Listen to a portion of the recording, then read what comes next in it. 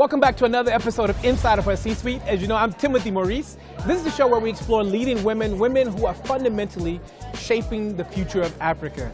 We're at the MBA in Daba here in Santon, and I caught up with a couple of leading women who I think you're going to love to hear from. The first one is Zipo Sikakani, who is the first MBA from Stanford. Zipo, welcome to Inside of Her C-Suite. Hi, thank you. Thank you for having me. I appreciate The first one. The first Black South African, yes. Do you feel like there's like pressure on you? Definitely not. I think for me what it means is that you're opening opportunities, that it is possible to be a woman coming from South Africa and actually breaking the barriers and reaching to the top of what the world is able to create. So I was very privileged to go to Stanford. You are a thought leader, really sort of helping people reshape their thinking around areas, concepts like leadership. You write for Sunday Times. How important is it for young people to really shift their mindset to the potential of Africa? Absolutely. It's very important to understand that the future of Africa is actually in our hands. You know, in a few decades, the African continent will have the world's youngest population and the world's biggest working age population, which means we will be leading the world. We will be at the center stage. And therefore, it's important to understand that if I'm a young person in Africa today, I'm the leader for tomorrow. Not just for the continent, but the world.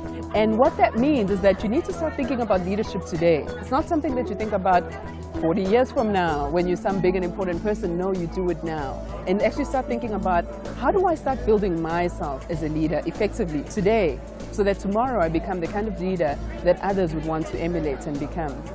The community you come from, if you look from where you came from to where you are now. Absolutely.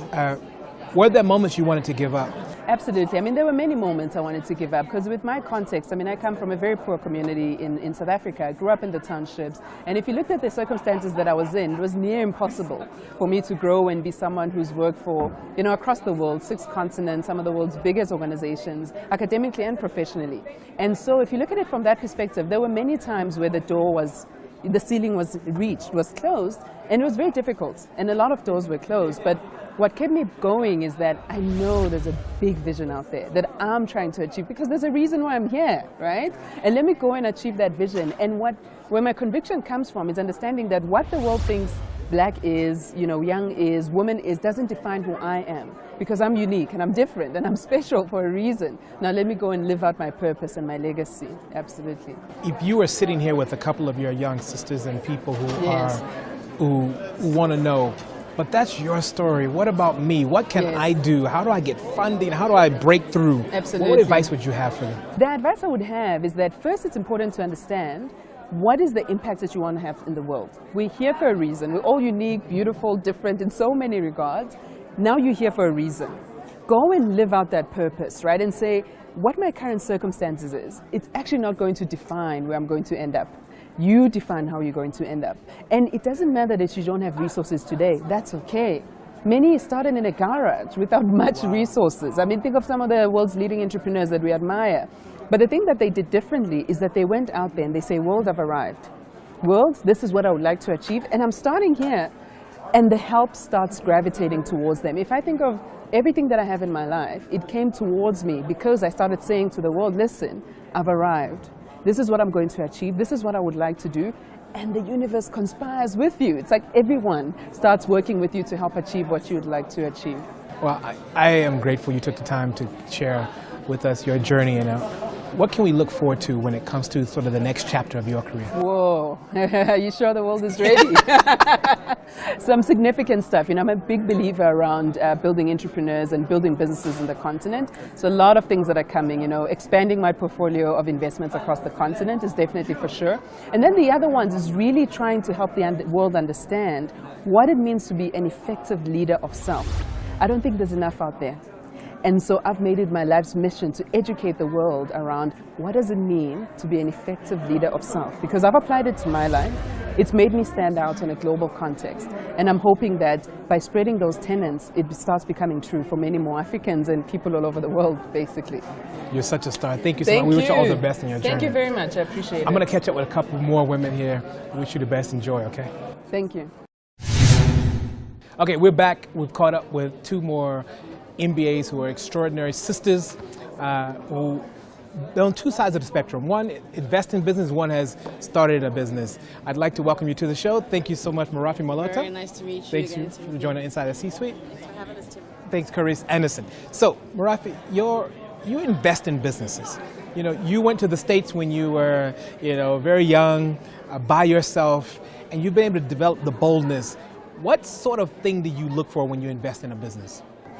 Well, first and foremost, I look for businesses that have a very strong competitive advantage, one that is defensible and that is obviously ring-fenced with high barriers to entry. So that's very important. Second to that is the leadership team. I am not an operator myself. I am very involved strategically and I'm very involved with the financial structuring, but I'm not actually the general manager or the CEO. So it's really important to me that the people on the ground are outstanding, that they're leaders in their industry and that they're best in class.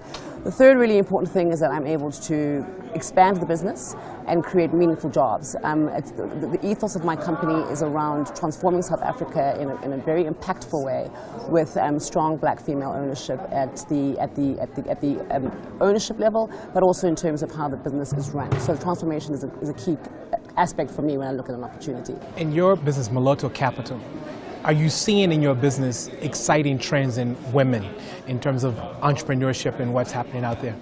I'm actually seeing a lot of exciting trends, not necessarily in my business. My business invests in agribusiness, in FMCG, in industrial services, and in manufacturing. And unfortunately, there are not a lot of women in those industries. However, I'm making a foray into it as an investor, and I have been an investor in this, working for other people, but now I'm doing it for myself.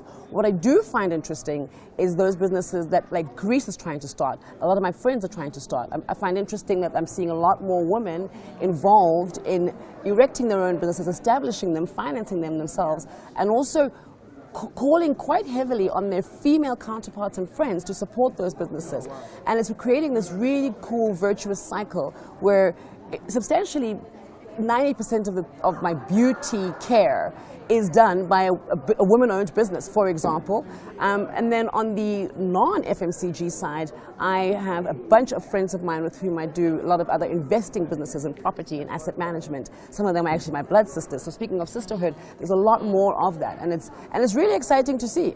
It's really exciting to see. And Carice, you having a background at McKinsey, having sort of a strategist mindset, a leadership mindset, what are you learning about the venture that you're launching? Entrepreneurship is not for the faint of heart. First of all, we'll start there. Especially when you're doing it by yourself, it is difficult because you're having to play so many roles and wear so many hats. But it's exciting for me to think about starting a business, and a business that I hope will endure for a very long time. How do I find my ideal customer? How do I make someone want to come to my site or my business rather than someone else's? How can I create an amazing customer experience when somebody comes to my site? Those are the sorts of things that I'm thinking about. And obviously I want to make a profit. I want it to be successful so that it's around. So trying to juggle all of these things, I think, is what makes it exciting and nerve-wracking all at the same time. And you've explored some new age, sort of innovative ways of seeking funding. You've had some crowdsourced funding. Yes. How has that been? It's been really great. I mean, I must say, my HBS network really came through for me. I reached out to the girls in my year, and I think all of them pretty much gave money to me, which is really fantastic. Because they live in the U.S., I'm here. It's not like we see each other all the time, but I feel like they really came to the party and really tried to support me when I needed it. I know you guys have been very sort of helpful, and you contribute to each other's network and so forth. You introduced her to Kanye, and you guys have shared that sisterhood and that bond. Often people say women don't work well together, but what are your specific experiences? My experiences, especially in corporate, are that women don't work well together. I think that women have this perception that there's only room for one of them at the senior table, and that myth has to be debunked. But the problem is they have it entrenched in their thinking, and so they feel they have to elbow women around them. In my experience. As a personality, though, I've grown up with, my dad was very much of a minority in my house. I had two sisters and my mom, and we were all very dominant personalities. It is in my ilk that I always support women. It is in my ilk that I support women because women really do kind of hold the backbone of most economies and are innovative and can bring different types of leadership. And I think there's a time now for different types of leadership in this world, generally speaking, but certainly in corporations. And it's marvelous to see. And so for me, working with Carice and collaborating to enhance or advance whatever she's trying to achieve makes my day. I'll do it every day and twice on Sunday if you give me the opportunity. And I love doing it. And I'm a girl. But I'm not threatened. You can't be threatened. Yeah. Got it.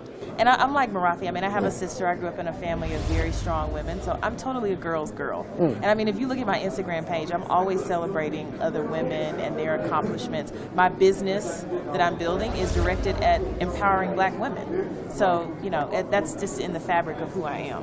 Got it. Moving forward, you know, there are people out there who are thinking about getting an MBA. We had an MBA in Daba. My previous guest, Zipo, was the first sort of South African to get an MBA, I think black South African. Would you encourage people to get an MBA? I know you said in an earlier panel that you didn't necessarily need it, but you got it for strategic reasons. What are your thoughts about the value of an MBA?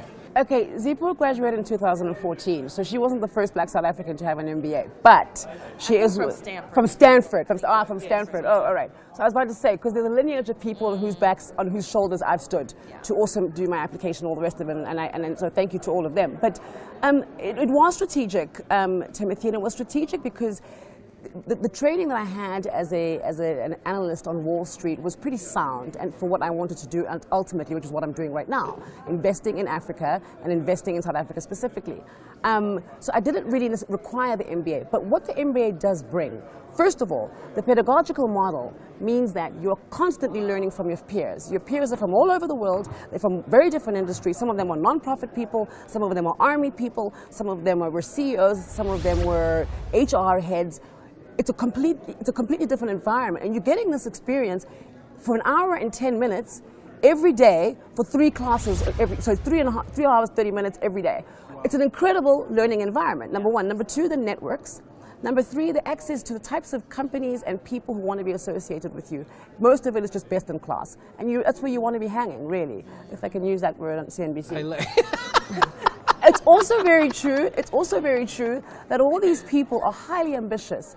It's an extremely empowering experience to be constantly associated and challenged by very intelligent, highly ambitious people with whom you can from whom you can always learn, and you can teach. I think I taught people a few things too. You know, I did. Carice, you are doing some wonderful work with personal branding with graduates. Give some advice to some graduates about this personal branding positioning themselves. I think one of the biggest mistakes graduates make is that they try to apply the same strategy from school to work. It's a very different playing ground. There's, everybody can't have an A. There's going to be winners and losers in a corporate space, so you better figure out how to distinguish yourself. I think the other one is really taking ownership of your career and thinking about how you can tie your own goals to the goals of the company. It can't just be about you. Got it. Carice, thank you. I wish you the best with your ventures, your corporate work, and your work you're doing with personal branding. Thank you for your time as well with Moloto Capital. Good luck, okay? Thank you so much, Timothy. Nice to have you. Join us next week for another episode of Inside of Our C-Suite as we continue to chat to leading minds who are shaping the future of Africa. I'm Timothy Maurice, and you can find me at Timothy Maurice on Twitter.